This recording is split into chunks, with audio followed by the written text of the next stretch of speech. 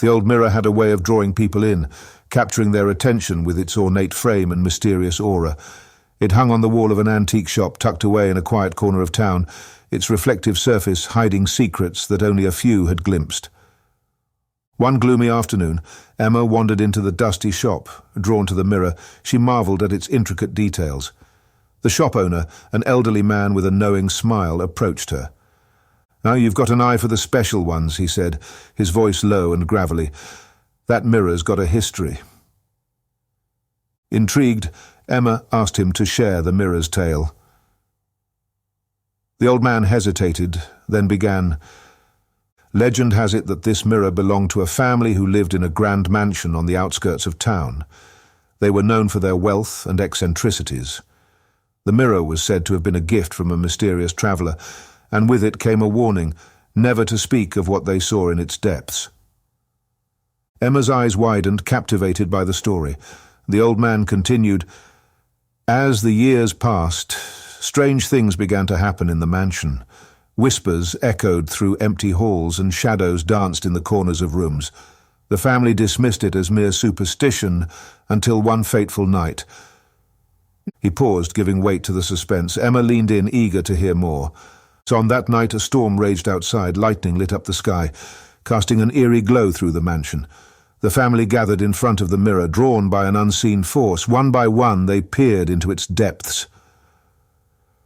Emma felt a chill run down her spine. Their reflections began to change. Distorted faces stared back at them, twisted, tormented versions of themselves. The room filled with anguished cries as the family realized the mirror showed their deepest fears and regrets. It fed on their vulnerabilities, growing stronger with each revelation. Emma's imagination ran wild, envisioning the horror unfolding in that grand mansion. The patriarch, driven mad by the mirror's revelations, smashed it into pieces, but the curse lingered. The fragments were scattered, finding their way into different corners of the world. Some say the mirror was never truly destroyed. Its malevolent presence persists in each shard. Emma shivered, her curiosity mingling with a newfound unease. The old man gestured towards the mirror. "Some believe that those who stare into this mirror see glimpses of the cursed family's torment. Others claim it reflects their own fears, magnifying them until they become too much to bear. Few have dared to keep it for long." As Emma absorbed the tale, she found herself both drawn to and repelled by the mirror. The shop owner chuckled, sensing her internal struggle. "Take it if you wish, but be warned. The mirror has a way of revealing truths we'd rather keep hidden." Soundiza, Emma hesitated, her hand lingering near the ornate frame. She decided to purchase it, convinced that she could handle whatever secrets the mirror held. That night, as the storm clouds gathered, Emma placed the mirror in her bedroom. Its presence seemed to cast a spectral glow across the room. With trepidation, she gazed into its depths, half expecting to see distorted images and tormented faces. To her surprise, the reflection was normal. Dismissing the legend as an elaborate tale, she went to bed. As days passed, Emma couldn't shake the feeling that something had changed. The air in her bedroom felt heavier, and shadows seemed to linger in the corners. She avoided the mirror, a subtle fear gnawing at her. One sleepless night, unable to resist its allure, Emma approached the mirror. The storm outside mirrored the turmoil within her. As she looked into the reflective surface, her heart skipped a beat. The reflection stared back at her, but it was different. Dark circles framed haunted eyes, and a twisted smile played on lips that seemed foreign. Emma gasped, stumbling backward. The mirror had shown her the truth, the hidden fears and regrets that had long dwelled in the depths of her soul. It was a mirror not just of the external, but of the internal, revealing the aspects of herself she dared not confront. Terrified, Emma sought a way to break free from the mirror's grasp. She researched ancient rituals and consulted experts in the occult, but the mirror seemed to resist all attempts to sever its hold.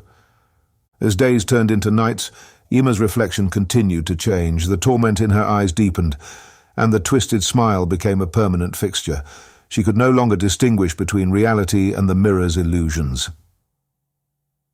Desperate, Emma decided to return to the antique shop and seek the old man's guidance. But when she arrived, the shop stood abandoned. The only trace of its existence was the memory etched in her mind. Emma realized that the mirror had consumed not only her reflection, but also her sanity. In a final act of desperation, she decided to destroy the mirror, hoping it would free her from its malevolent influence. Armed with a hammer, she faced the mirror, the storm outside mirroring the tempest within her. With a resolute swing, the glass shattered into 1,000 pieces, but instead of relief, a guttural wail filled the room. The shattered fragments seemed to pulse with dark energy, and Emma felt an otherworldly force envelop her.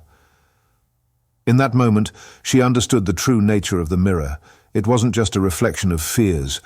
It was a vessel for the tormented souls it had ensnared over the years. As the storm raged on, Emma's consciousness merged with the shattered mirror.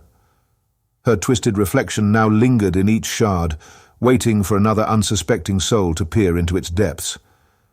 And so the legend of the mirror continued, its curse perpetuated through the fragments scattered across the world. As the storm subsided, the shards waited patiently, holding the echoes of past torment and the promise of future dread.